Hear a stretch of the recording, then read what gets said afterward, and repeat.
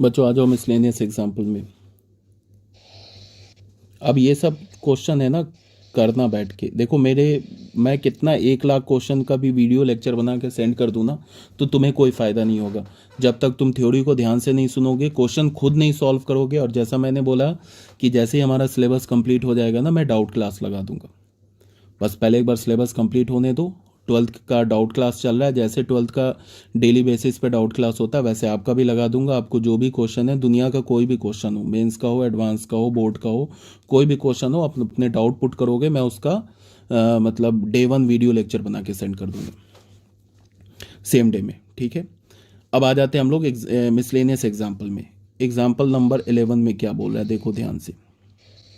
इसमें क्या बोला है, शोड एट द पॉइंट, एक पॉइंट हमारे पास ए दे रखा है और ये पॉइंट हमारे पास बी दे रखा है और ये तीसरा पॉइंट क्या दे रखा है, सी। आर एंड डी, ये 4 पॉइंट दे रखे हैं। Are the vertices of a parallelogram A B C D, हमें ये दिखाना है कि ये क्या है, पैरेललोग्राम के वर्टिसेस है, but not a rectangle, but rectangle नहीं है। ये हमें पता होना चाहिए कि जितने भी पैरेललोग्राम होते हैं वो रेक्टेंगल हो भी सकते हैं, नहीं भी हो सकते हैं, but rectangle is always a parallelogram, but parallelogram may be a rectangle, may not be a rectangle, ये समझ में आना चाहिए। अब वर्टिसेस ऑफ पैरेललोग्राम, जैसा मैंने तुम लोगों को क्या बोला कि देख लो मिसलेनियस एग्जाम्पल,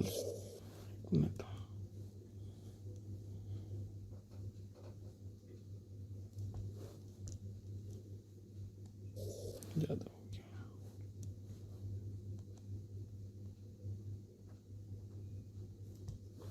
मिसलेनियस एग्जाम्पल देखो।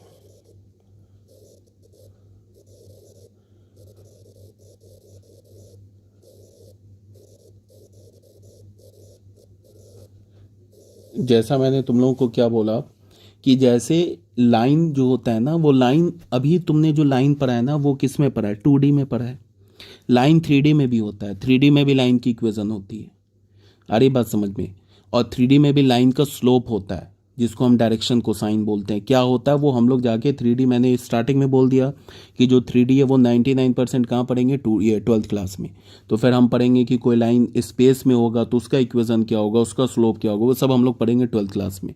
तो अभी हम लाइन के स्लोप को यूज़ करके, जो हमारे पास कौन से पॉइंट दे रखे, एक पॉइंट हमारे पास क्या दे रखा है, 1 2 3, एक पॉइंट हमारे पास क्या दे रखा है, B point, -1 -2 and -1, C point क्या दे रखा है, 2 3 2 एंड डी पॉइंट क्या दे रखा है, 4 7 6। ये 4 पॉइंट दे रखा है। अब हम स्लोप ऑफ लाइन को यूज करके, अब ये बोल रहे हैं ना कि पैरेललोग्राम का प्रूफ करो कि this are the vertices of a parallelogram. तो अगर मान लो कि मैंने ऐसे पैरेललोग्राम बना लिया, ठीक है, इसको हमने पॉइंट ए बोल दिया, ऐसे बी बोल दिया, ऐसे सी बोल दिया, ऐसे डी बोल दिया। अगर 2D होता तो हमें क्या दिखा देते, हम दिखाते कि slope of BC is equals to slope of AD and slope of DC is equals to slope of AB। Proof हो जाता है पैरेललोग्राम है। बट ये तो 3D में है, तो 3D में तो अभी हमें नहीं पता है कि क्या होता है, इसका स्लोप क्या होता है, तो हम कोई बात नहीं है।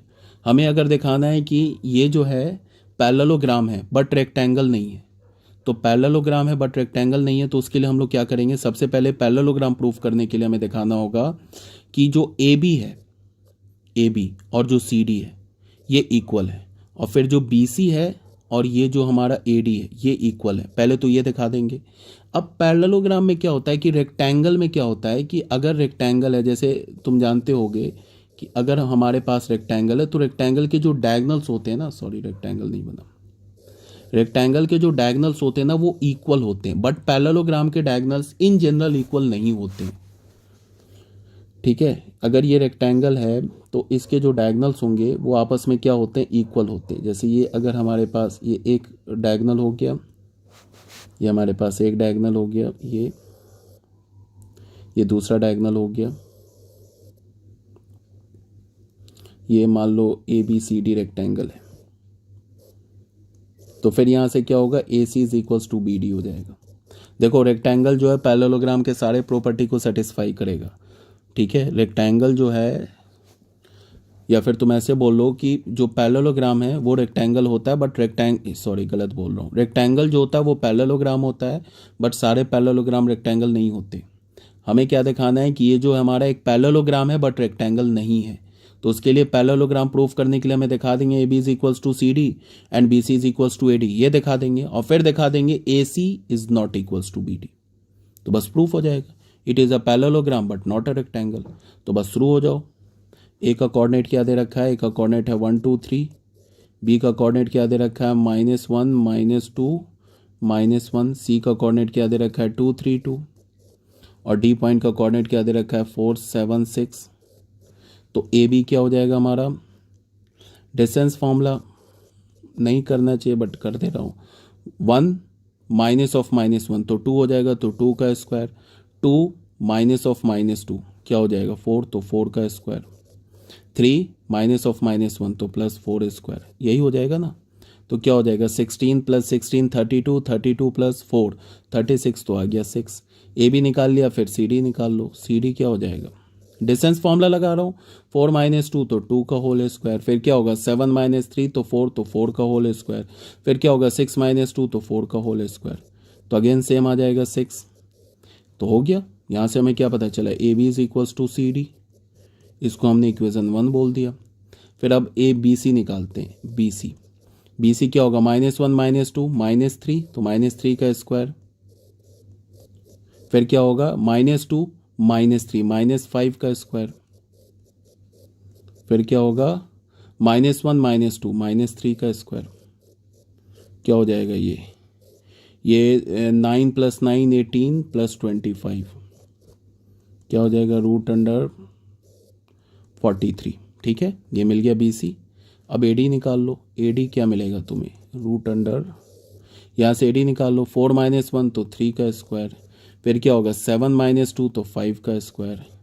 फिर क्या होगा? 6 - 3 तो 3 का स्क्वायर। तो ये भी मिल गया √43। ठीक है, तो यहाँ से यहाँ ये दोनों इक्वल मिल गया। इस दोनों को हमने क्या मान लिया? इस दोनों को हमने सेकेंड इक्वेशन मान लिया। ठीक है, अब क्या बोलेंगे? From 1 and 2, from 1 and 2, from 1 and 2,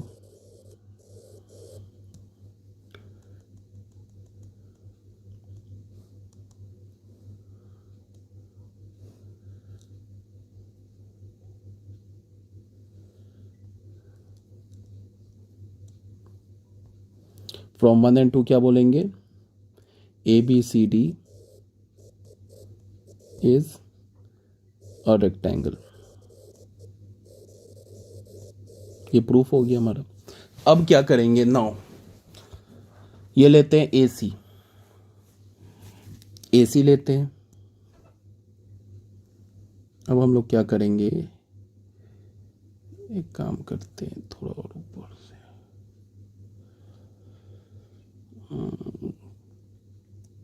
ठीक है,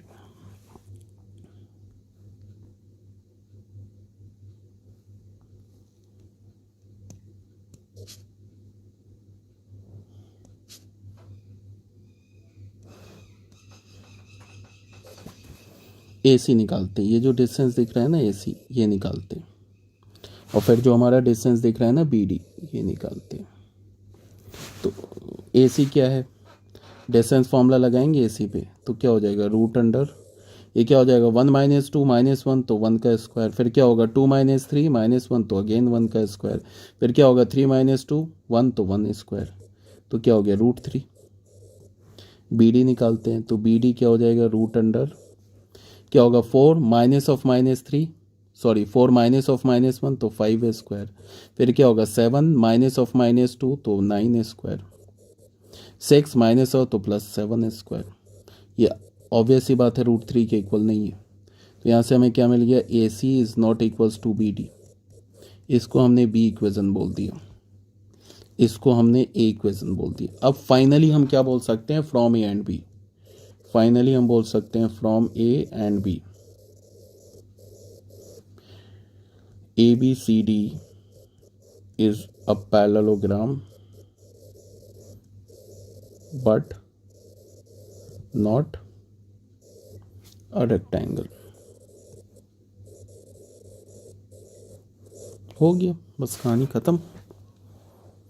अब ये क्या बोल रहा है, इसमें क्या बोल रहा है ये, इसमें बोल रहा है कि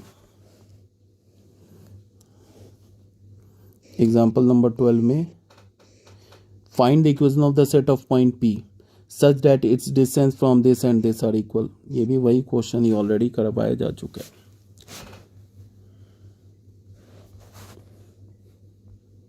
एग्जाम्पल नंबर 12 में आ जाते हैं।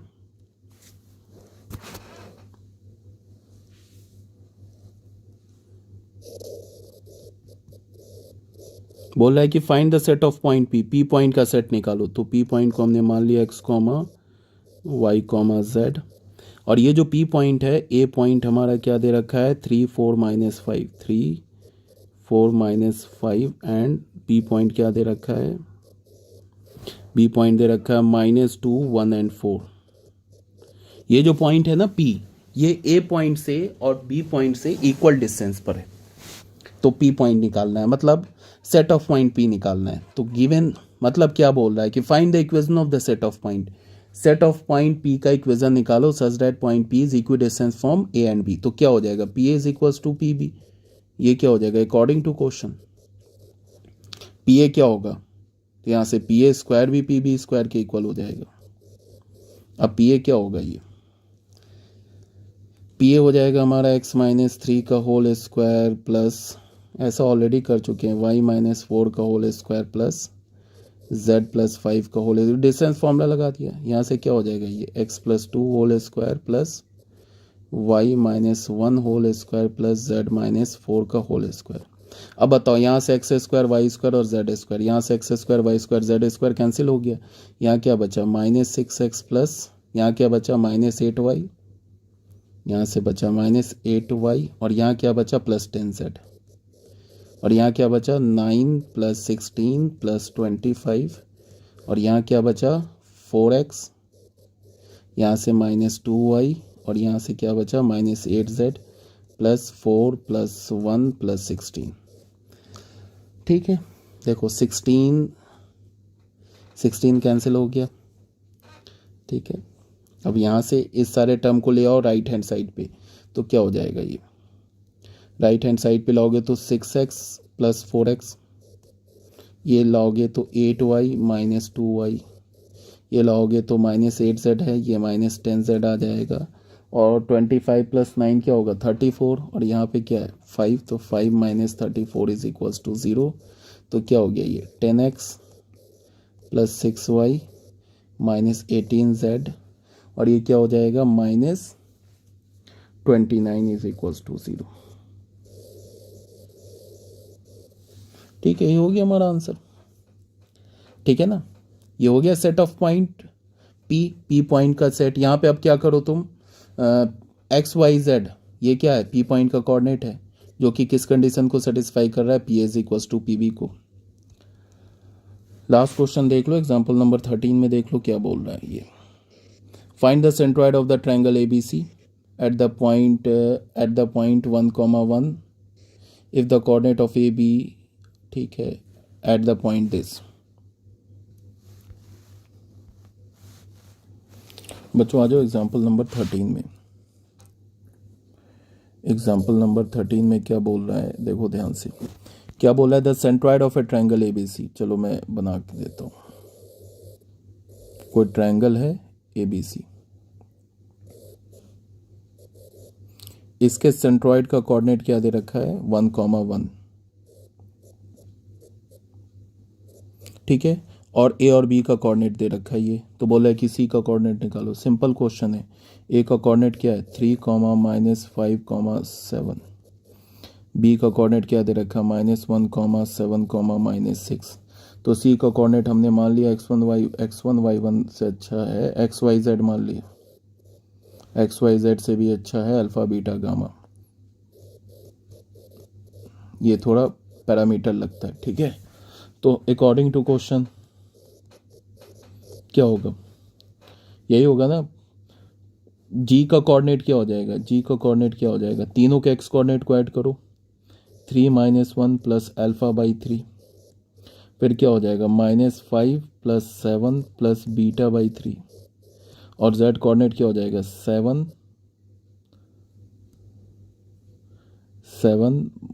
Minus 6 plus gamma by 3। यही होता है ना, तीनों के x कोऑर्डिनेट को ऐड करके 3 से डिवाइड कर दो, तीनों के y कोऑर्डिनेट को ऐड करके 3 से डिवाइड कर दो, और तीनों के z कोऑर्डिनेट को ऐड करके 3 से डिवाइड कर दो। अब यहाँ पे क्या हो जाएगा, g का कोऑर्डिनेट क्या आ गया 2 प्लस अल्फ़ा बाई 3, और ये क्या हो 7 माइनस 2 प्लस बीटा बाई 3, और ये क्या हो 7 माइनस 6 1 प्लस गामा बाई 3। ठीक है, और ये किसके इक्वल हो गया, ये जी पॉइंट का कोऑर्डिनेट हो गया 1,1,1। तो बस इक्वेट कर दो, अल्फ़ा बीटा आ जाएगा, दोनों के एक्स कोऑर्डिनेट को इक्वेट कर दो, 2 plus alpha by 3 is equals to 1। तो यहाँ से हमें क्या मिल गया, alpha is equals to 3 minus 2 1 मिल गया। तो यहाँ से हमें अल्फ़ा का वैल्यू मिल गया 1। फिर 2 प्लस बीटा बाई 3 ये किसके इक्वल हो गया, ये भी किसके इक्वल हो गया 1 के। तो फिर बीटा क्या हो गया 3 माइनस 2 अगेन 1, तो बीटा भी 1 आ गया। ठीक है, फिर गामा कैसे निकालोगे, 1 प्लस गामा बाई 3 ये किसके इक्वल होगा 1। तो यहाँ से गामा क्या हो जाएगा 3 माइनस 1, ये क्या हो गया 2, तो गामा का वैल्यू 2 आ गया। और सी पॉइंट का कोऑर्डिनेट हमने क्या अल्फ़ा बीटा गामा, तो सी पॉइंट का कोऑर्डिनेट क्या माना है अल्फ़ा बीटा गामा, तो क्या हो जाएगा अल्फ़ा 1,1,2। बस हो गया, ये आंसर हो गया, ये हमारा क्या हो गया आंसर हो गया। आई होप समझ में आ गया होगा, ये हमारा आंसर हो गया। ठीक है ना, कोई प्रॉब्लम नहीं होगी। ठीक है, ये हमारा चैप्टर, इसमें ज़्यादा कुछ था नहीं। अगर तुम्हें लगता है कि कुछ समझ में नहीं आया तो ऑफलाइन क्लास चल रही है उसमें पूछ लेना, फिर तुम्हारी ऑनलाइन क्लास चल रही है उसमें डाउट पूछ लेना, क्वेश्चन करो एक्सरसाइज के सॉल्व। फिर मैंने बोला कि जैसे सिलेबस कंप्लीट हो जाएगा वैसे मैं तुम लोगों का डाउट क्लास भी लगा दूंगा। ठीक है, इसके बाद जो मैं नेक्स्ट वीडियो सेंड करूँगा तुम लोग को मैथमेटिकल रीजनिंग या लिमिट्स एंड डेरिवेटिव, और लास्ट में हम लोग उसके बाद स्टार्ट करेंगे, लास्ट में हम लोग कॉनिक सेक्शंस करेंगे। उसको थोड़ा टाइम लेके ना डिटेल से ज़्यादा पढ़ेंगे कॉनिक सेक्शन, क्योंकि देखो लिमिट्स एंड डेरिवेटिव जैसा बताया था कि वो 12th क्लास में दोबारा पढ़ना है, और कॉनिक सेक्शन हमें नहीं पढ़ना है। एक बार कॉनिक सेक्शन निकल गया ना 11 से तो फिर वो निकल गया, दोबारा नहीं पढ़ेंगे। प्रोबेबिलिटी भी हमें दोबारा पढ़ना है। 3D जो अभी मैं ये जो चैप्टर है ये तो अभी मैंने बताया 1% पढ़ा अभी हमने, 99% तो 12th क्लास में पढ़ेंगे। तो और ये सब जो है ना ये सब तो ABCD हो जाएगा इसमें, 12th क्लास में तो ऑलरेडी आएगा, ABCD हो जाएगा। मेन जो 3D है वो पढ़ना हमें 12th क्लास में। ठीक है, तो करो इसको सॉल्व करो, कोई डाउट होगा तो पूछना। चलो ये हमारा चैप्टर कंप्लीट है। ये अब करना क्या तुम्हें, एक्सरसाइज 12.1 करो सॉल्व, ये एक्सरसाइज करो सॉल्व, कोई डाउट है तो पूछना। फिर उसके बाद कितने एक्सरसाइज हैं इसमें, एक्सरसाइज 1 हो गया, दूसरा मिसलेनियस, ये 12.2 12.1 12.2 12.3 3 एक्सरसाइज हैं और एक मिसलेनियस है। इसके कितने 2 4 5 क्वेश्चन, सब एक ही टाइप के क्वेश्चन है। इसको करो। ओके।